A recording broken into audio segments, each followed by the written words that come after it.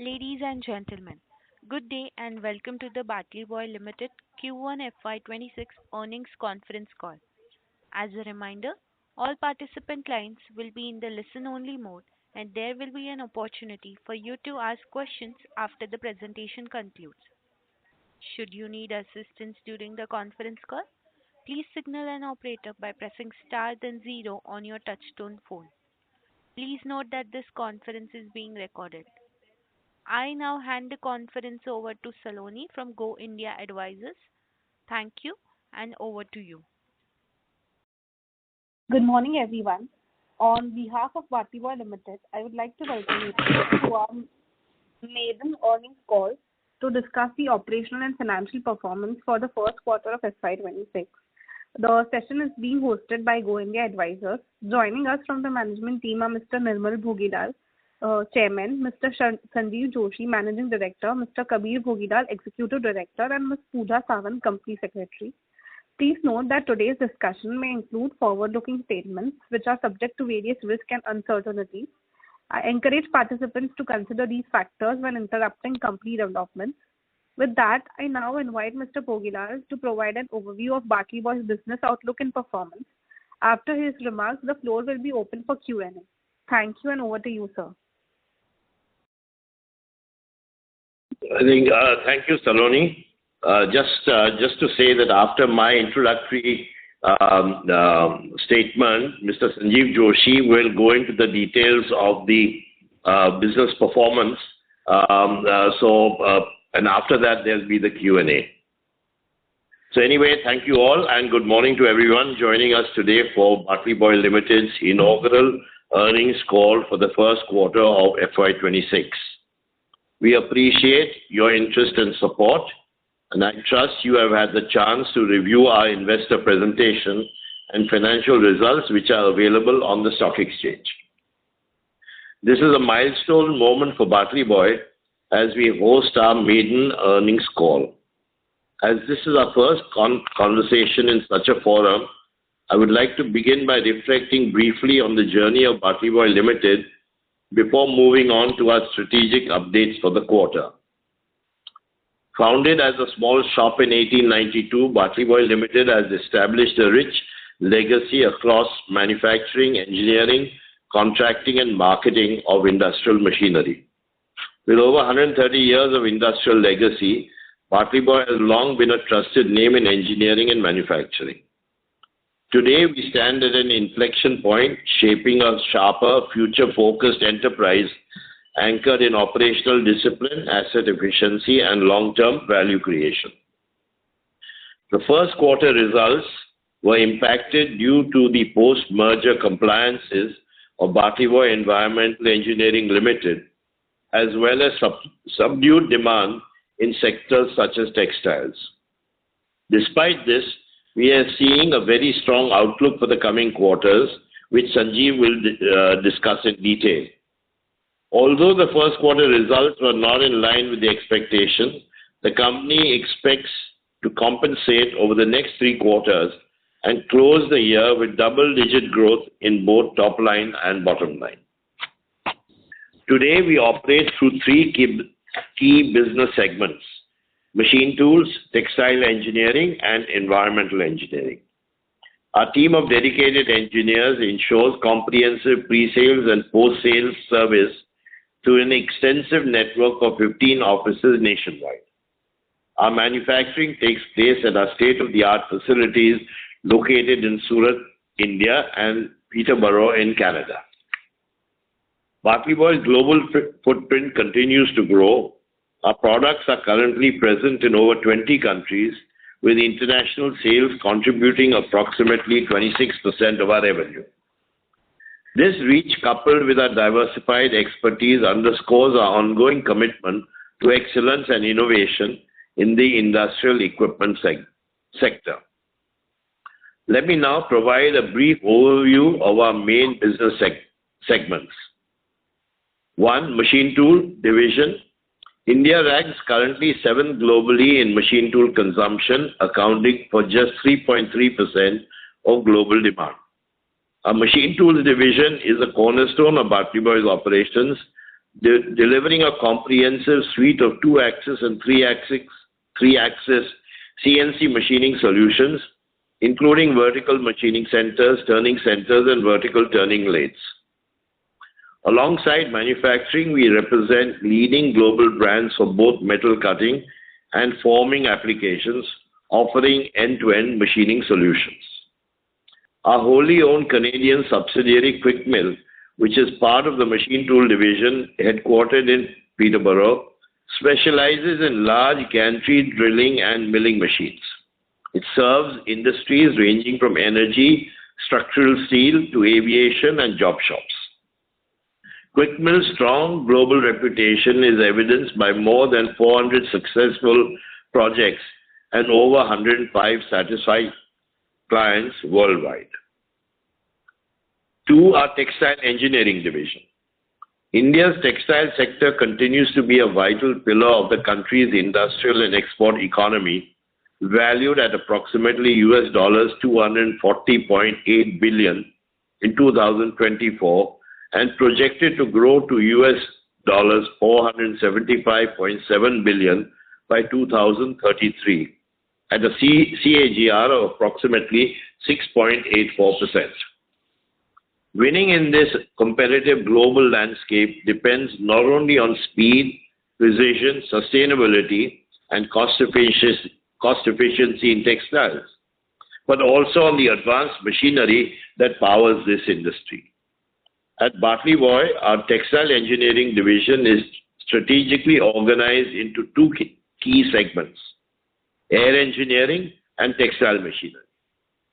The air engineering group delivers advanced solutions across the textile value chain, while the textile machinery group serves spinning, knitting, processing, and technical textiles, representing world-leading brands such as Meyer & C, Saura, Pentec, Fardis, Intex, etc. Although subdued capital expenditure in the textile industry last year resulted in a reduced order backlog at the beginning of this year, impacting both our textile machinery and textile air engineering divisions, we witnessed strong improvement in order bookings in Q1. We remain optimistic about further significant growth in the second quarter across all sectors. The outlook for our business in Bangladesh and other export markets has also improved as Bangladesh has begun to stabilize, and we expect to end the year with a stronger order backlog heading into the next fiscal year. 3, the third important part of our company is the environmental engineering group. I am pleased to share that this year Batliboi Environmental Engineering Limited merged into Batliboi Limited following the NCLT approval at the end of March 2025. And now it forms the Environmental Engineering Group. EEG, in short, spans air pollution control equipment, industrial fans, and the green hydrogen projects. As a leading provider of air pollution control and fan systems for industries such as steel, power, oil and gas, sugar, and cement, EEG offers 100% Make in India solutions. The group has delivered robust business performance with revenues growing at a CAGR of 15% from 2020 to 2025. The Environmental Engineering Group experienced a subdued quarter primarily due to deferred deliveries. This was the result of the merger-related transition where all pending orders and inquiries had to be reissued in the name of Batliboi Ltd, causing delays associated with the name change, GST registration, and other formalities. Despite these challenges, order bookings remain strong, with pending orders rising to rupees 115 crores at the end of the first quarter, up from rupees 99 crores at the beginning of the quarter. We remain optimistic about achieving improved top-line and bottom-line results by the end of the fiscal year compared to last year. The fourth is our new subsidiary. Our new subsidiary, Bioconserve Renewables Envirotech Private Limited, had a profitable quarter and expects to end the year with reasonable profits. The industry landscape and strategic outlook, with the GDP growth this fiscal to be over 6%, and looking ahead with advanced engineering and sustainable technology being vital as India redefines itself as a global manufacturing hub, we will leverage these opportunities as Batliboi is committed to contributing to India's aspiration of becoming a fully developed nation by 2047. In conclusion, as we look to the future, Batliboi is committed to driving sustainable and profitable growth. We are targeting 10 to 12% growth in revenue and improved bottom line on a consolidated basis over the coming years. With now a renewed focus on export markets, we look forward not only to accelerate our growth trajectory in domestic market, but also reinforce Batliboi's position as a leader in diversified engineering solutions, both in India and globally. I now hand over to Mr. Sanjeev Joshi, our Managing Director, to share the operation and financial update. Thank you. Over to you, Sanjeev. Yeah. Hello, good morning, everyone. I will now walk you through Batliboi's financial and operational performance for the first quarter fiscal 26. Our revenue from operations stood at approximately rupees 72 crores. During this period, we reported an EBITDA of 0.24 crores and a PBT loss of rupees 2.72 crores. This was on the back of one-time extraordinary expenses incurred in our machine tool manufacturing division and the post-merger compliances at the end of March 25. However, as highlighted by Mr. Bhuvilal, we remain confident of improving our performance in the upcoming quarters of FY26, targeting a top-line growth of 10 to 12% and a better bottom line compared to FY25. Now coming to Q1 performance, we achieved an order inflow of approximately 270 crores. Our outstanding order book as of June 25 stood at approximately 465 crores. For the upcoming quarter, we envisage the order inflows to the tune of rupees 350 crore plus and are hopeful of achieving an order inflows of almost 1,000 crore plus for the entire fiscal. In Q1 FY26, our machine tool manufacturing division recorded an order inflows of approximately 20 crores and achieved a revenue of 17 crores. For the upcoming quarter Q2, we anticipate an order inflow in the range of approximately 20 to 25 crores. I would like to highlight that the capital expenditure of rupees 25 crores towards the upgradation and expansion of our foundry and the machine shop has been now fully completed, with all equipment successfully commissioned in the end of Q1. With this, we envisage a better growth from Q2 onwards in this division. Coming to Quickmill, our 100% Canadian subsidiary and a part of the machine tool division experienced a challenging quarter due to the uncertainty surrounding US tariffs, which impacted both order booking as well as execution. However, order bookings and inquiry generation have since improved significantly. Barring any exceptional events, we expect Quickmill to deliver a reasonably good performance for this year. Currently, Quickmill machines benefit from no tariffs under the US-Mexico-Canada arrangement called as USMCA, which provides a positive outlook going forward. Though Quickmill reported a revenue of only 15 crores in this quarter, we expect to improve in Q2 based on the order flow that we are seeing in Q1. Coming to our textile machine division this quarter, it recorded an order execution of approximately 60 crores only, as the pending order position at the beginning of the quarter was poor. However, I would like to state here that the inflow orders in Q1 was approximately 167 crores and the further order inflow in Q2 is to be around 200 crores. This will result in better order execution going forward from Q2 onwards. Our textile air engineering division had both a subdued order booking and billing in this quarter. However, with a very healthy inquiry and some revival in Bangladesh business, we expect this division order booking and billing of approximately 18 crores in Q2. Coming to the Environmental Engineering Group, its performance, as already said by Mr. Bogilal, was impacted by billing shortfalls primarily due to vendor realization and purchase order amendment as a result of merger which happened in end of March 25. This resulted in payment delays and delayed dispatches, which will now happen Q2. Furthermore, sectoral tailwinds from steel and power industry should generate enough opportunities for this division to enhance its business in coming years. For Q1 of FY26, Environmental Engineering Group reported a revenue of about 19 crores and an order inflow of approximately 34 crores. Going forward in Q2, we anticipate an order inflow of almost 50 crores and a revenue of approximately 40 crores. Now to some of the overall Q1 performance, I would like to state some of the highlights of each division.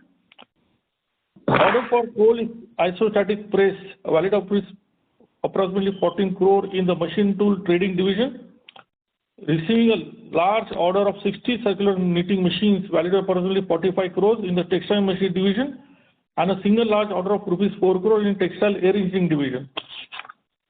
Coming to the Environmental Engineering Group, we have received our first export order for gas cleaning system used in waste to energy, an order for a acid neutralization scrubber system for a battery reclamation process, and an order for a wet electrostatic precipitator from a major steel manufacturer, all put together approximately 13 crores.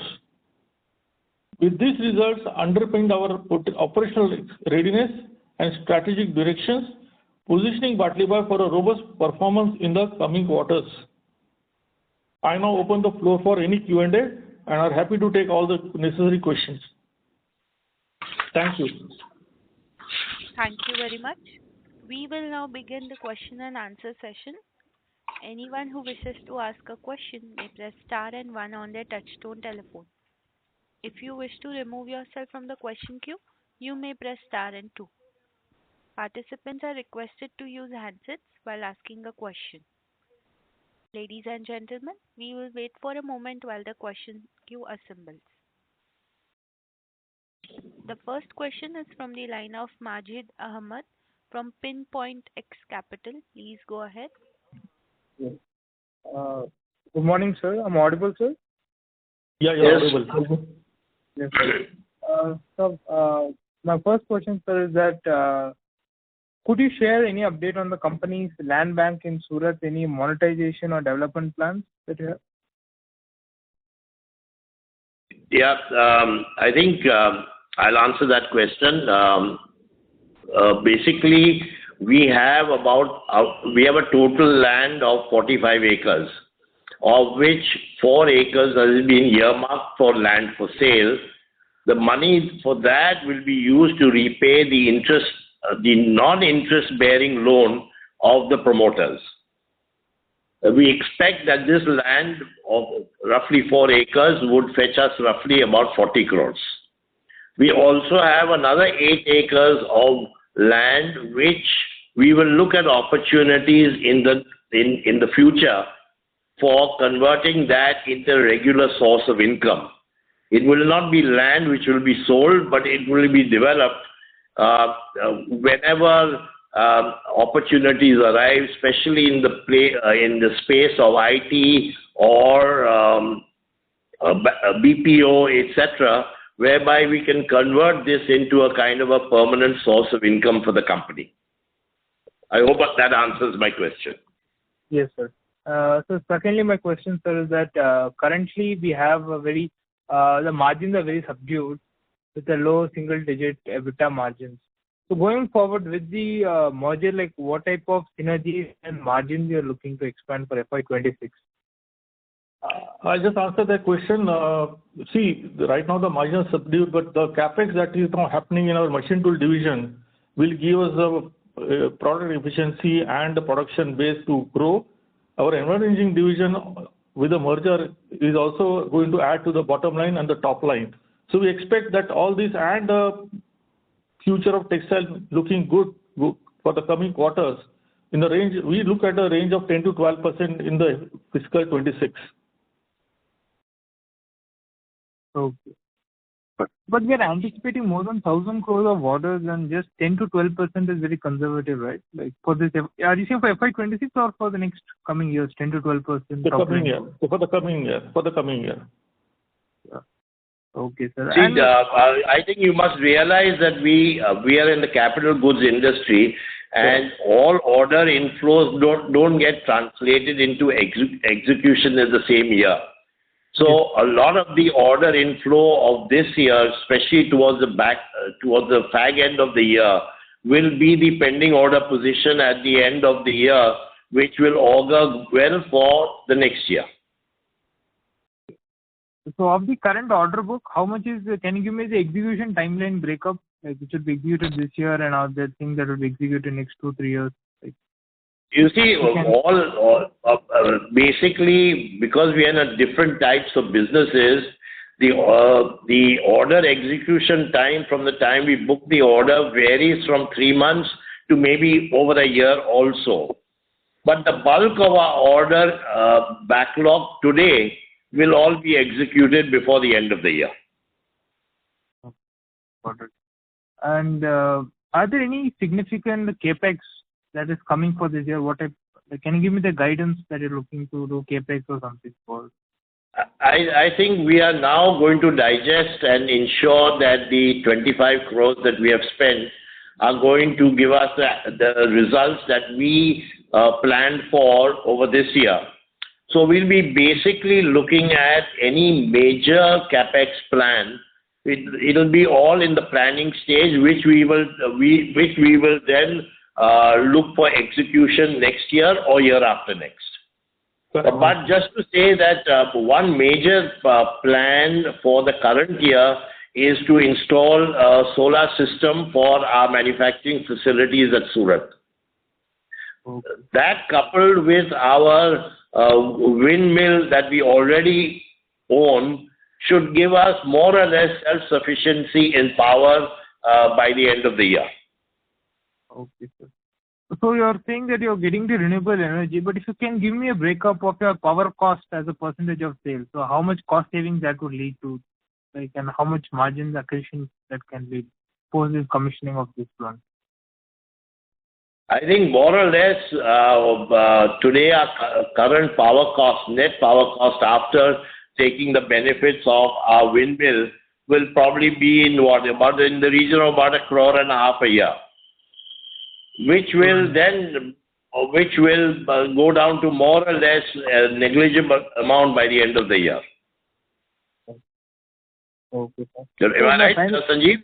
Yeah, that's right. We'll be having a saving over anywhere between 1.2 to 1.5 crores at the end of the year.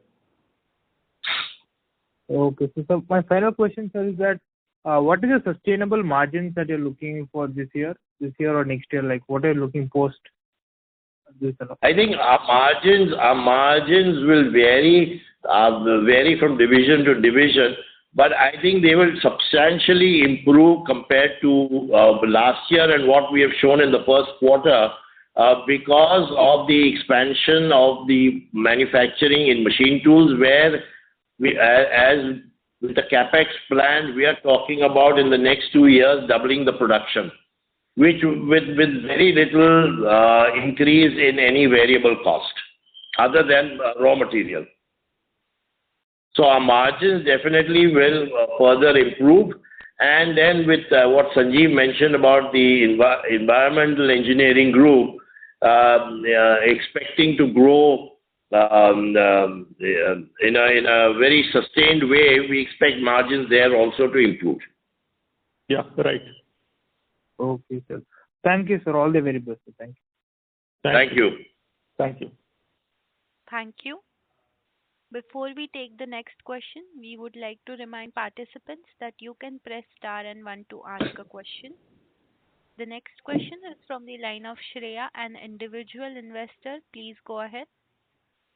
Hi. Hello. Am I audible? Hello. Yeah. Yes, sure. Morning, Hi. ma'am. Tell me.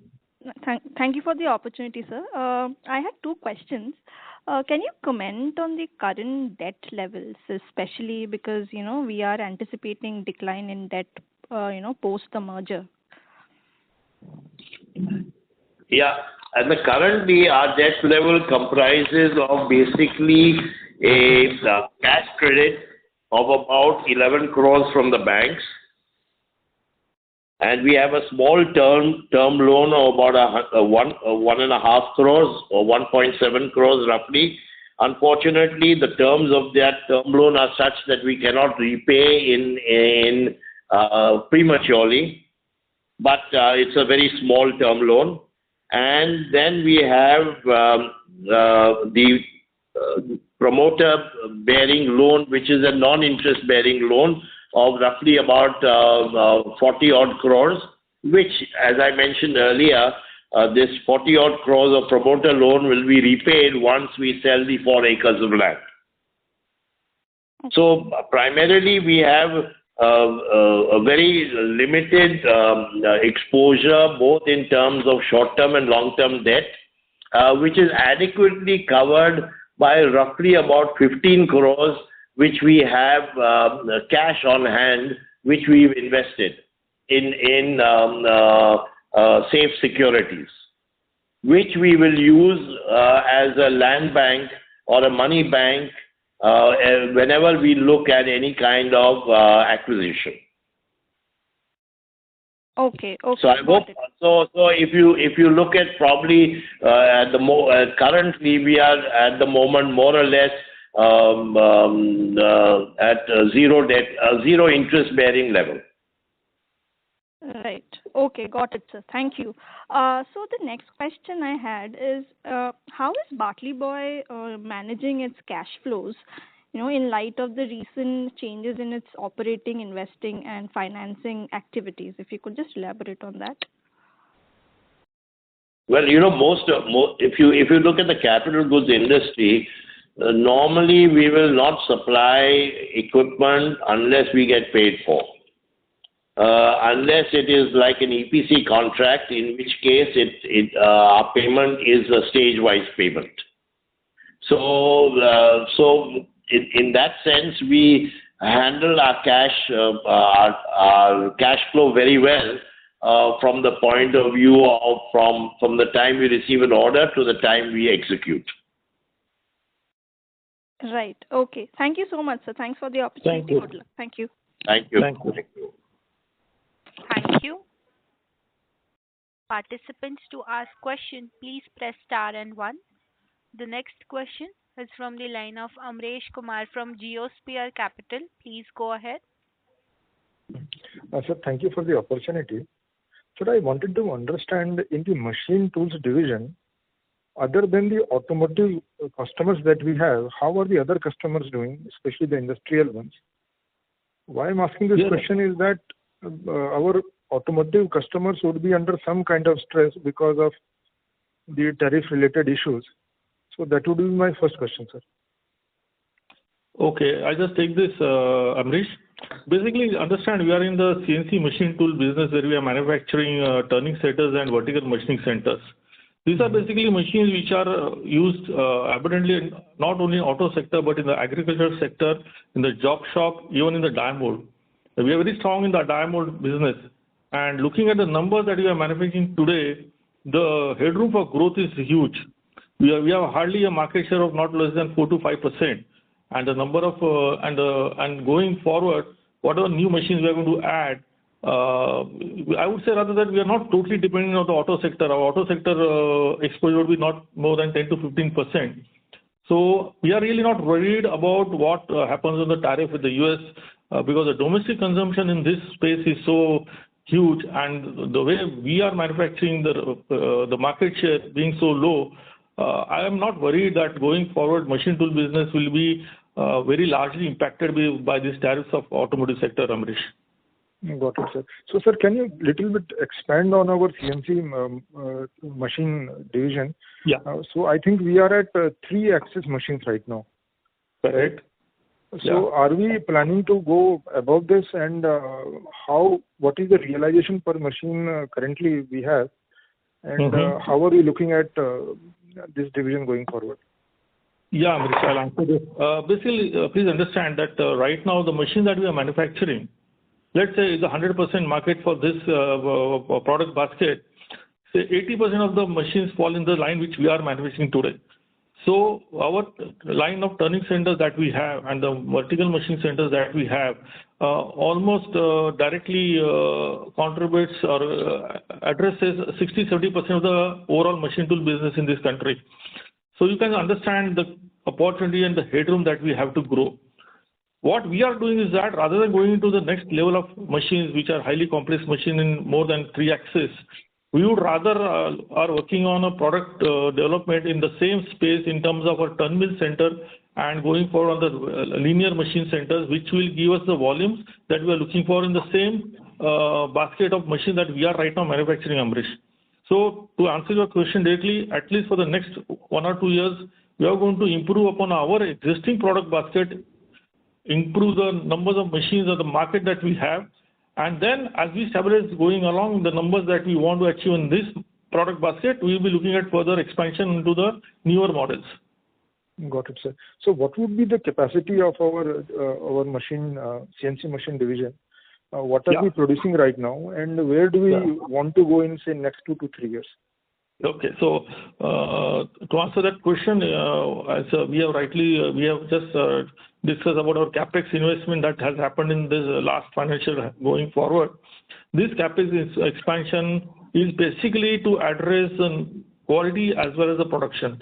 So we have upgraded our foundry to the latest part of the technology, which will give us a capacity of 3 times that what we are currently producing. And we are looking at doubling our numbers in next 1 year's time. Right now we are manufacturing about 30 machines. We are looking at 60 to 70 machines in next 1 or 2 years. For that, whatever investment is required is already been done. And now our job is to ramp up the numbers from the marketing department. I think the numbers that Sanjeev mentioned are monthly, not annually. They are monthly numbers. Yes, right. Sorry, they are the monthly numbers. Got it. And sir, who are our technology partners? Where do we get our controllers from? And any other critical parts for which we have tied up? Amrish, if you look at the machine tool industry in India, basically there are 2 basic controller suppliers. Whether it's me or my competition, it's either a Fanuc or a Mitsubishi. So we use both the systems as a bought outs, and based on the requirement, we wire up them for controllers to the customer's requirement. So to answer your question, it's either Mitsubishi or Fanuc for the controllers.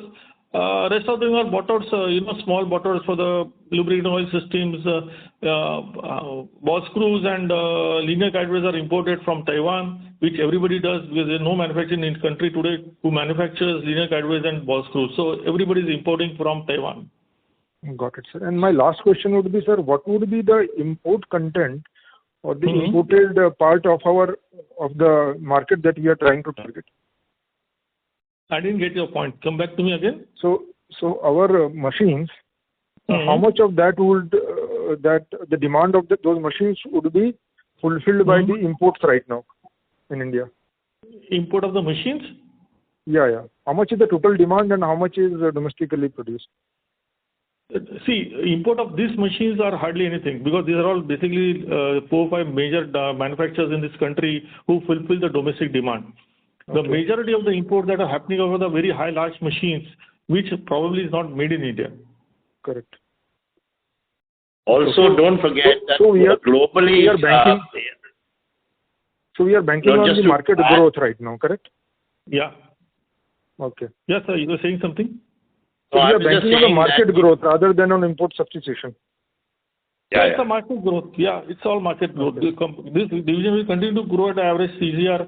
See, there is a ballpoint figure that if the GDP of the country goes by 6 to 7%,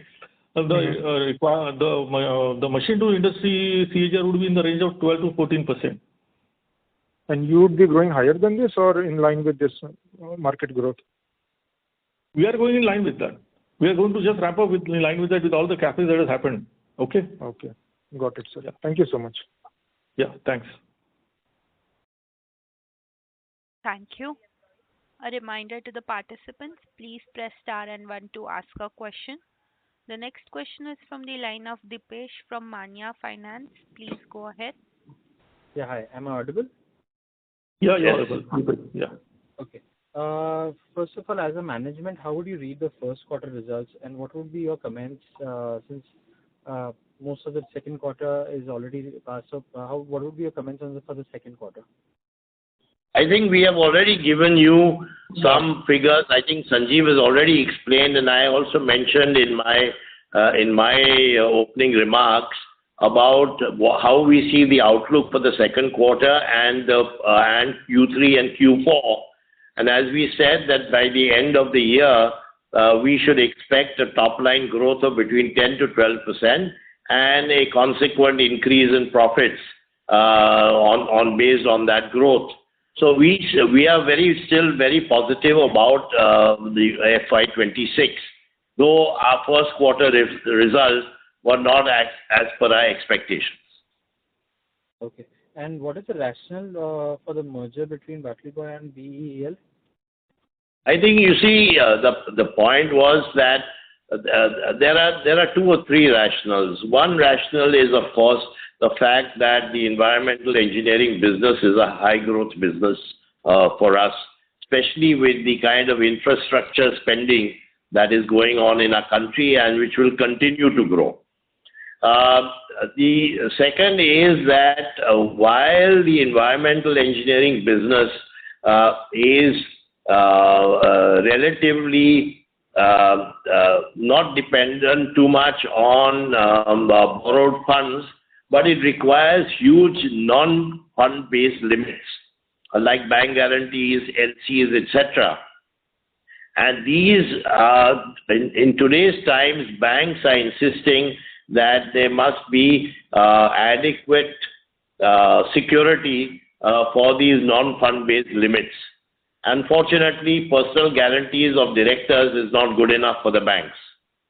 Whereas Batliboi Ltd has a huge land bank and it doesn't really require much non-fund based limits. So it made sense to leverage on the land bank of Batliboi and the fixed asset base of Batliboi, which will give enough security for the banks to give these non-fund based limits to the environmental engineering business. So it's a kind of a win-win situation for both Batliboi Ltd and the environmental engineering business to merge so that we can grow much faster than we have been able to do in the past. I hope that answers my question. Okay. And so if you can just make me understand that what will be the book value after this merger and what will be the effect on the ROE? Because the ROE historically has been always, single digit ROEs. So just wanted to understand that with this merger, will our ROE also become better? Yes, the ROI will improve. The ROE will also improve. Okay, and perhaps we would be able to show this improvement by the end of this year. No, you're talking about a 20% sales growth. That's a very good thing. But what I'm trying to understand is that you mentioned that you'll have a 20% sales growth over this year. But no, 10 to 12%. I said sales growth. Okay, 10 to 12% as a sales growth. But what I want to understand that will our ROE also become double digit with this merger and with the better profitability which will be coming with the sales growth? Yes, it should. Yeah, so sure. Hopefully we will show this to you by the end of this year. Okay, so as an analyst, we should only look at year-on-year performance and not quarter-on-quarter performance. Is that the right? Well, I would say in the capital goods industry, unfortunately, this is what happens, that there are fluctuations quarter to quarter. So every quarter compared to previous year, same quarter may not necessarily project the true performance or the future performance of the company or reflect on the annual performance of the company. So I would suggest that you should perhaps look at while of course you look at the quarterly performance, but the annual performance would be a much better reflection on the company. Also, if I can add, after this merger, what will be the debt situation? Well, as to the earlier speaker, the earlier question I'd answered that currently we are really net zero if we look at our the cash we have on hand to get compared to the short-term and the long-term borrowing that we have. So we expect that if we run our operations well, we should be really zero interest-bearing company. Okay. And currently, we are more or less at that level. Because right now, every year we are paying about a 5 to 7 crore interest. That I think mostly is. Yeah, but if you look at our quarterly, performance, and then you look at the cash that we have on hand, we have currently about 15 crores of cash, which is bearing us roughly about 8.5% return, which is in safe securities, and which we do not intend to utilize for operations, but it will be the money bank that we will accumulate over a period of time so that we can do some, whenever an acquisition opportunity comes up. So what is the land bank value? Because you mentioned that you have a huge land bank also. What would be the land bank value in the books, and actually according to the management how much we should fetch if there is any land bank sale? You see, we have roughly out of our total land bank, land of 45 acres. Of course, a large part of it is utilized for our existing manufacturing facilities, but we have earmarked 4 acres of land which are being held for sale, which will be used to repay the promoter loan, which is a non-interest bearing loan, which we will repay. Now that 4 acres should give us roughly about 40 crores. We have also another 8 acres land which we have earmarked for future development, which will be for into a business which will give us a continuous earnings. Like for example, if whenever IT and BPO business picks up Surat is seen as a IT or a BPO center, then we may use that land to lease it out to these companies so that we have a permanent source of income. Okay, fine. Thank you so much, sir. Thank you. Okay. Thank you. Thank you. The next question is from the line of Abhinit Kulkarni from Equity Investment. Please go ahead. Hi, good morning, sir, and thank you for giving me the opportunity. I wanted to ask you about, you mentioned about acquisitions a couple of times in your conversations. So I just wanted to ask you, is there anything specific that you're looking at in terms of acquisitions, or you're open to evaluating deals as and when they come? See, what we are looking at, acquisition in the area that we know. So it will have to be in a related industry of capital goods that we are involved with. And we are continuously being approached with possible acquisitions, and we evaluate those. So we will, as we go forward, we will look at it even closer. Okay, so in your, in your allied industries, there is some amount of stress that we see in sectors like auto today. So are you open to evaluating, these deals on the stress side also? Sorry, on? Stressed assets. Stress analysis. Stressed assets. Sorry, I didn't quite understand. I meant to say stressed assets, basically, assets which basically, I don't think we would look at anything which is a kind of a turnaround, which would require a turnaround situation. We would look at companies which are reasonably profitable, and with our association, we can make them grow faster and become further profitable. Okay. Don't forget that the promoters continue to hold more than 72% equity in the company. And if a reasonably attractive acquisition opportunity arises, then the promoters are even ready to dilute further to raise the necessary funds. Because whatever we look at acquisition, we would rather look at it on the basis of acquisition based on very minimally borrowed funds. Understood. Thank you for that. Okay. Okay. Thank you. The next question is from the line of Naitik Mohta from Sequent Investments. Please go ahead. Good morning, sir. Thank you for the opportunity. So I think we have done quite a lot of capex in our machine tools business. So we are almost doubling our capacity there. So can you elaborate a little, like which industries are we targeting? Who will offtake this increased capacity? Is there any particular industry in mind? I think. Yeah, tell me, sir. Go ahead. Go ahead, Sanjeev. Yeah. So, no, basically, as I told you earlier, in the earlier question and answer, that the headroom to grow for us is huge. So, it is not only a specific target segment of industry. It can be agriculture, it can be automotive, it can be defense, it can be general light engineering. It can be a huge opportunity for us in die and mold kind of a business. So, we are looking at all the related industries where we can grow.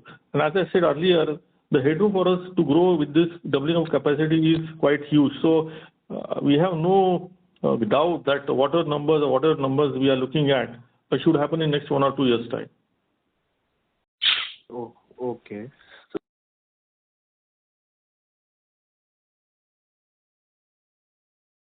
Hello?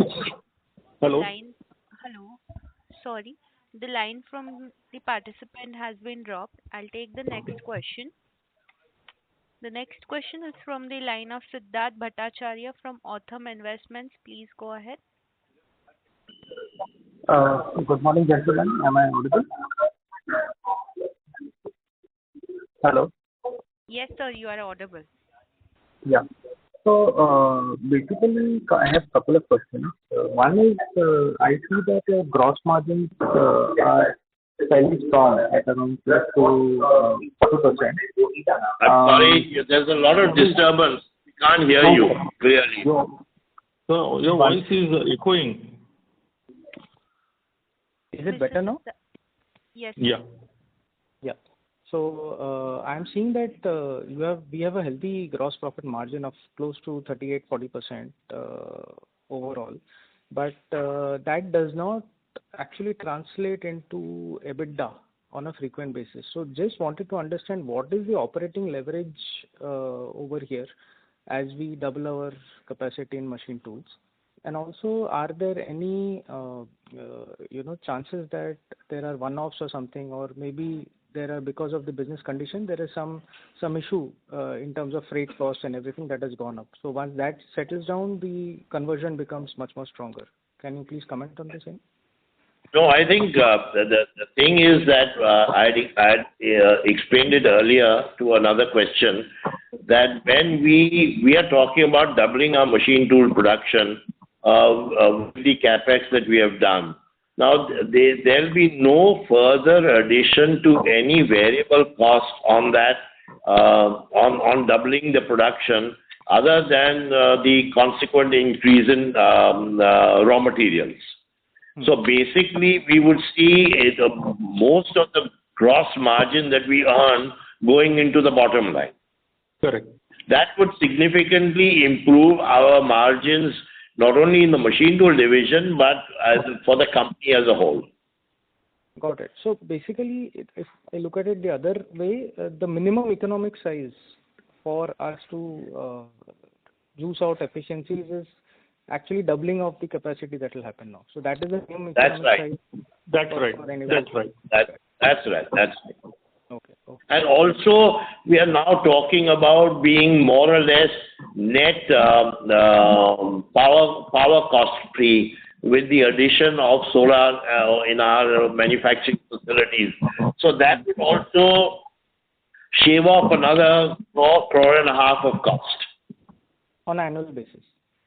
Yeah. On annual basis, yeah. Yeah. Okay.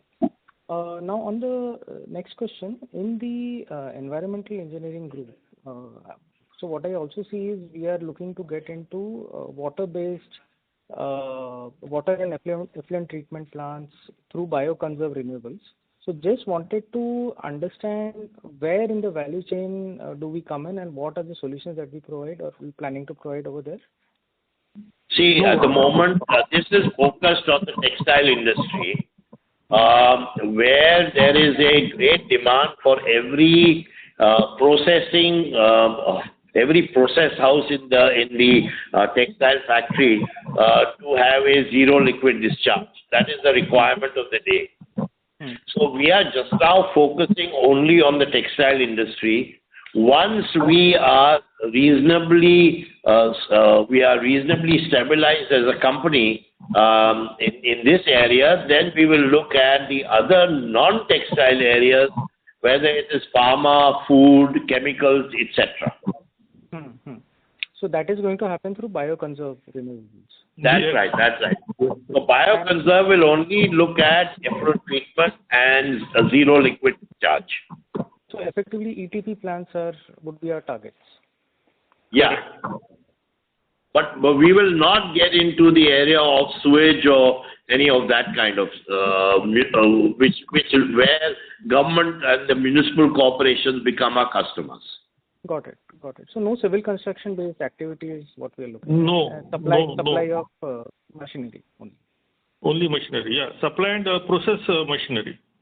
Process machinery, okay. Yeah, right. My last question is on the hydrogen gas solutions for industrial. We are looking at also on-site generation solutions. So now, my understanding is these are fairly large capex projects or plants. Correct. So how do we plan to what is the vision here? How do we plan to execute these? These would require a separate fundraise, as our commitment also comes in. Yeah. So basically here we would like to say that we are looking at the supply of electrolyzer and the balance of plant kind of a thing. So, and the investment would be done by the customer. So we are talking to 2-3 such, not a very large hydrogen project, but there are also requirement of very small plants also which we are targeting. As you rightly said, there are large players where we would not be looking at. So we have decided to focus on the small plants and with a balance of plant kind of a structure. So we are talking to 2-3 EPC contractors whom with we are working on 2-3 projects where we supply the electrolyzers and he supplies the civil and the resourcing, and we do the mechanical electrical installation based on our expertise in the involved engineering group. So we are in touch with 3-4 such active inquiries and pursuing this, and hopefully in this fiscal I think we should be able to have a breakthrough in this segment. Sure. So our capital commitment would be the BGs that we give effectively. Yes, to the extent of LC for our cap, the BGs, right? That's right. That's right. Okay. Thank you so much for answering my questions. Thank you. Ladies and gentlemen, as there are no further questions, I now hand the conference over to the chairman, Mr. Nirmal Bhogilal, for closing comments. Well, let me say that this has been a very good experience for both Mr. Sanjeev Joshi and myself to have this conference call with all our valued investors as well as hopefully potential investors also in the company. And we hope that we would do another earnings call at the end of second quarter to give you a further update on the developments in the company, and also hope by that time we will also have some further clarity on this whole issue of how this country moves forward with all the issues of tariff, etc. So with these few words, let me thank all of you for attending this earnings call and answering some very, very important and interesting questions for us to answer. So thank you, and let me also thank Go India Advisors for having organized this, and in particularly Sadoni for being with us right through this earnings call. Thank you. Thank you. Thank you all. Thank you. Ladies and gentlemen, on behalf of Go India Advisors and Batliboi Ltd, that concludes this conference. Thank you for joining us, and you may now disconnect your lines. Okay. Okay. If you found this video helpful, please like, share and subscribe to Concall India for latest upcoming Concall.